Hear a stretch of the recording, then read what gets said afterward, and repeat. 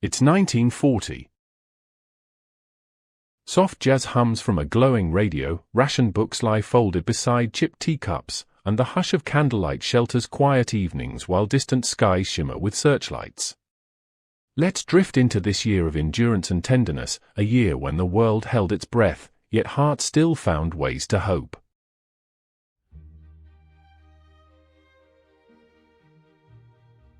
Welcome, dear dreamer. I'm Toro. Tonight, I'll guide you gently through the year 1940, a year balanced between shadow and light, between worry and wonder.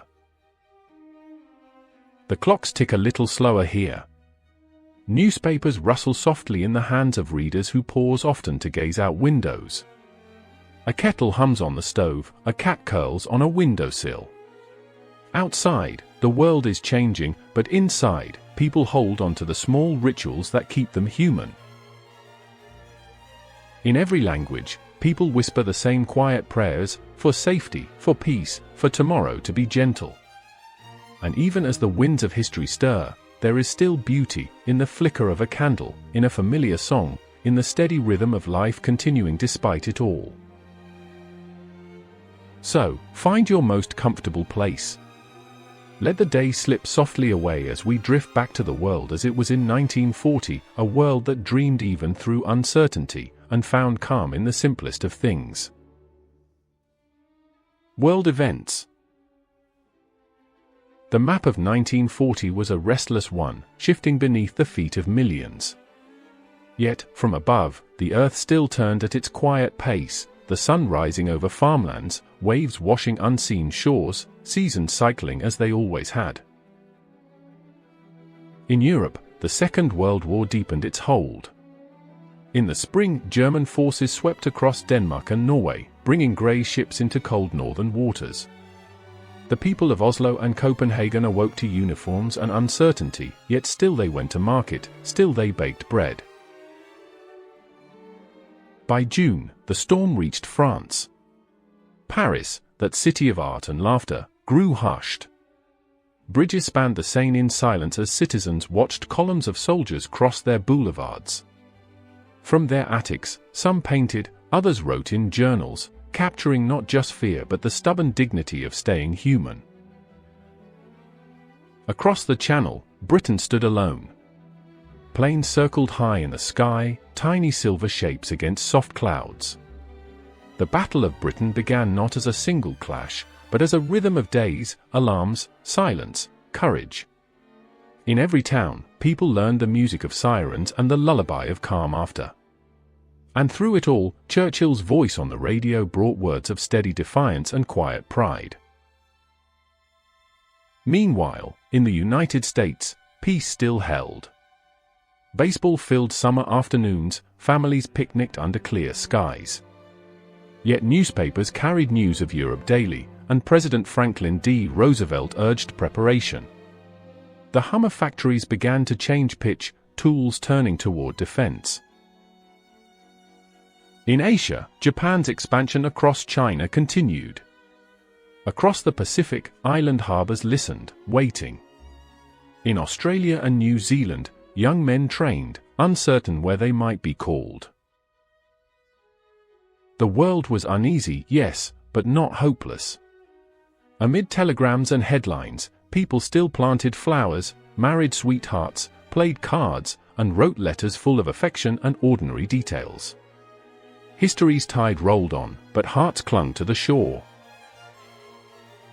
One story that shaped 1940, the Battle of Britain.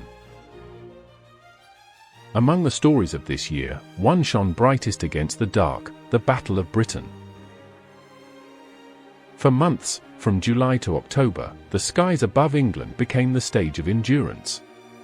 Pilots, some barely out of school, rose before dawn, their breath misting in the morning air. Mechanics tightened bolts and checked wings with hands blackened by oil. In the distance, church bells chimed as farmers led their horses into fields. And beneath those same skies, life continued. Women pushed prams through parks, children collected bits of shrapnel as trophies, and postmen delivered letters through rubble-strewn streets. At night, the people of London gathered underground in the soft hum of the tube stations, makeshift shelters where lullabies mixed with the echo of trains. Children fell asleep to the rhythm of distant engines, mothers knitted by candlelight. Each dawn brought both relief and resolve. Storekeepers swept glass from sidewalks. Neighbors shared tea. The milkman arrived on his route, his whistle calm and clear. The city, bruised but breathing, refused to give in. What defined this battle was not fire, but the glow of courage, quiet, collective, ordinary. It was the world's reminder that even in darkness, light can still rise, quietly, persistently, with the first rays of dawn. Daily life around the world. Life in 1940 was slower, stitched together by patience. The war touched many corners of the world, but it did not silence the daily hum of existence. In Britain, blackout curtains turned neighborhoods into silhouettes. People painted their curbs white so they could find their way in the dark. Windows were taped, gardens turned to vegetable patches, and recipes grew inventive. Carrot-sweetened cakes, tea leaves were reused twice. Yet evenings could still be warm, songs sung softly, gramophones spinning worn records, laughter echoing in basements. In France, under occupation, café tables were quieter. Artists continued to sketch, writers whispered ideas, and families gathered in secret to share news. The smell of bread still drifted from bakeries each dawn. Across the Atlantic, in America, there was a different tempo, one of preparation and prosperity. Families listened to Fibber McGee and Molly or the Lone Ranger. At soda fountains, teenagers shared milkshakes and talked about movie stars.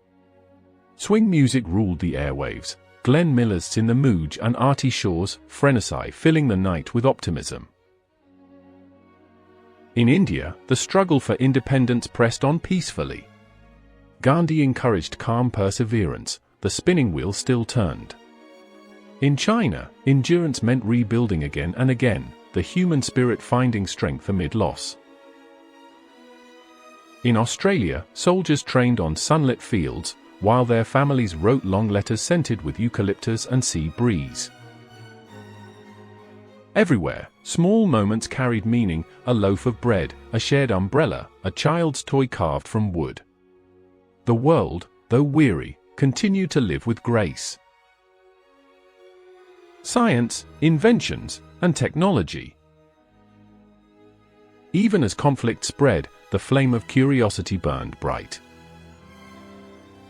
In 1940, penicillin's potential was fully recognized, a discovery that would soon save countless lives.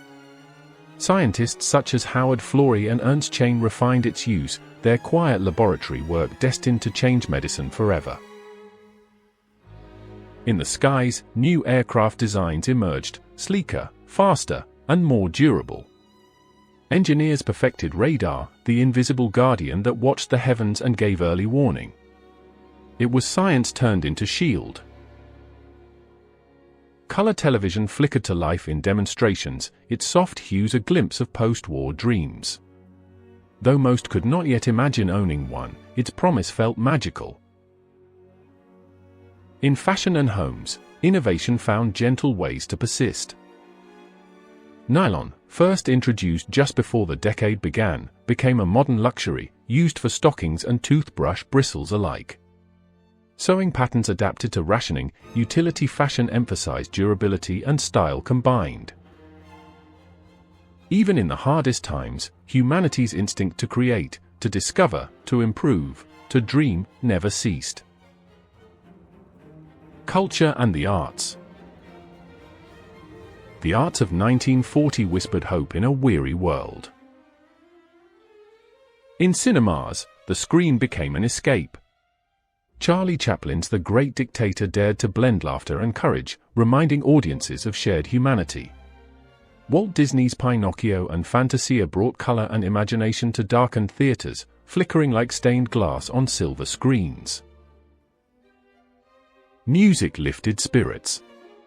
Big bands played on radios, Benny Goodman, Glenn Miller, Tommy Dorsey, their rhythm soothing hearts far beyond dance halls. The saxophone, the trumpet, the brushed drums, all reminders that joy was still possible.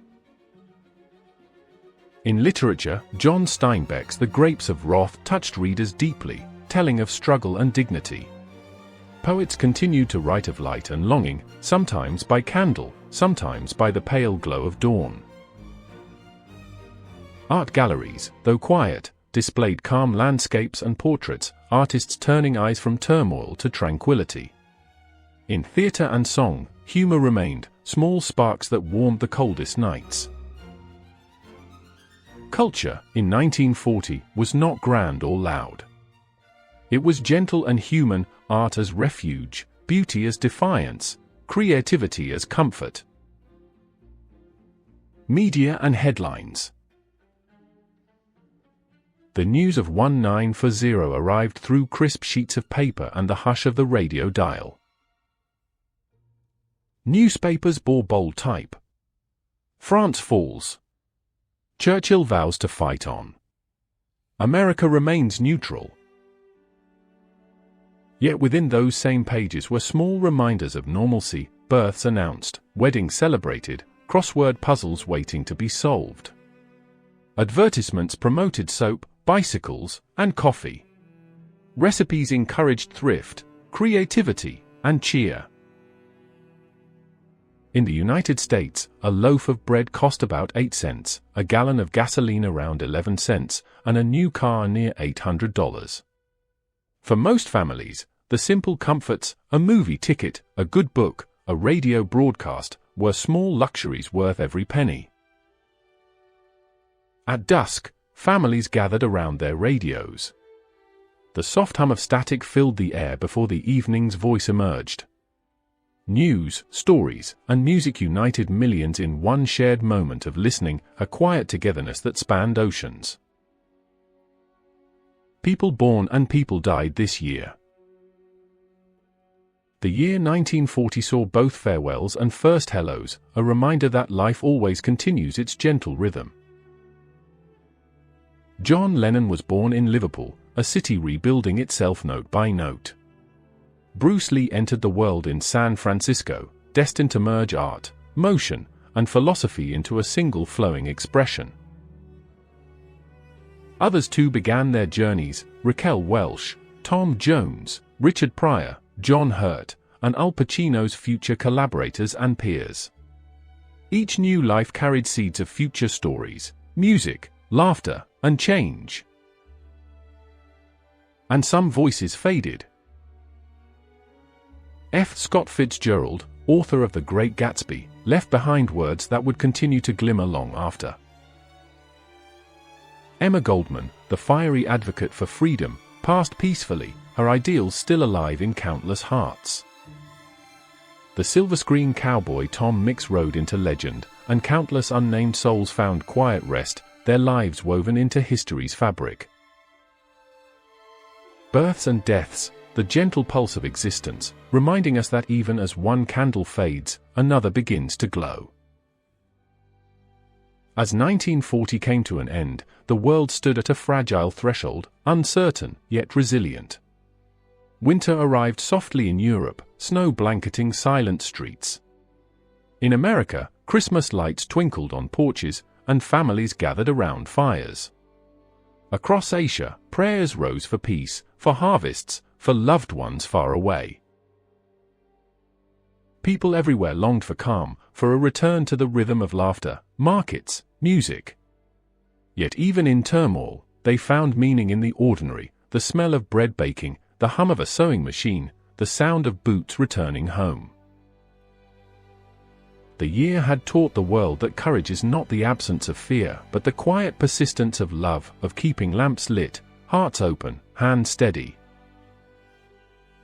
As midnight approached and calendars turned toward 1941, there was hope. Soft, tentative, but real. Somewhere, a radio played, "We'll meet again." Somewhere, a child was born. Somewhere, a mother smiled through tears and whispered, "Next year will be kinder." the world exhaled. And for a moment, there was peace. Thank you, dear listener, for drifting through the world of 1940 with me tonight. May its quiet strength stay with you, a reminder that even when times are uncertain, humanity endures through kindness, creativity, and care. If this journey brought you comfort, I invite you to like, subscribe, and join me again for our next lullaby through time. Each year, each story, is another candle in the long night, and together we keep them glowing. So close your eyes now, take a deep breath, and let 1940 fade softly into dreamlight. The world turns gently onward. Good night.